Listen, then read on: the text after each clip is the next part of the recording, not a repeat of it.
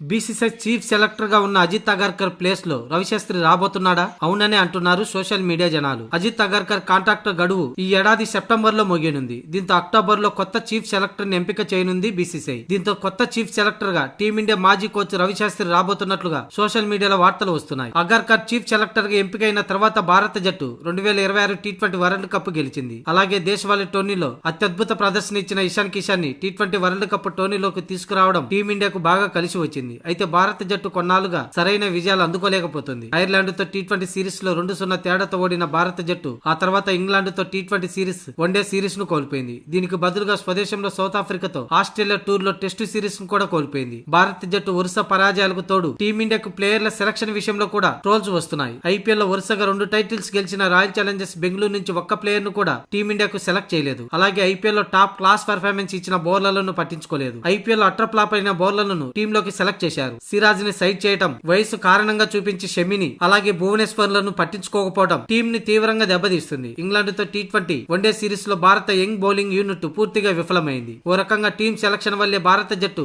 వరుస పరాజయాలు ఎదుర్కోవాల్సి వస్తుందనే విమర్శలు కూడా వస్తున్నాయి. దీంతో ఈ ప్రభావం చీఫ్ సెలెక్టర్ అజిత్ అగర్కర్ పై పడే అవకాశం ఉంది. అగర్కర్ ని తప్పిస్తే ఆ ప్లేస్ లో రవిశాస్త్రి బాధ్యతలు తీసుకోవడం కష్టమే. గతంలో టీమిండియాకి హెడ్ కోచ్ గా, టీం మేనేజర్ గా వ్యవహరించిన రవిశాస్త్రి ప్రస్తుత కామెంటేటర్ గా వ్యవహరిస్తున్నాడు. చీఫ్ సెలెక్టర్ గా రవిశాస్త్రి వస్తే టీంలో సీనియర్ ప్లేయర్లు రోహిత్ శర్మ, విరాట్ కోహ్లీలకు మళ్లీ స్వేచ్ఛ దొరుకుతుంది. 1-2 సిరీస్ లో బాగా ఆడకపోతే టీం నుంచి తప్పిస్తారేమోనన్న భయం, కంగారు లేకుండా స్వేచ్ఛగా ఆడేయచ్చు. ఎందుకంటే ఈ ఇద్దరికి మాజీ హెడ్ కోచ్ రవిశాస్త్రితో మంచి రిలేషన్ ఉంది. అయితే వన్డే వరల్డ్ కప్ 2027 టోర్నీకి ఏడాది మాత్రమే ఉన్న సమయంలో చీఫ్ సెలెక్టర్ ని మార్చేందుకు బీసీసీఐ సిద్ధపడుతుందా అనేది ఇక్కడ ప్రధాన ప్రశ్న.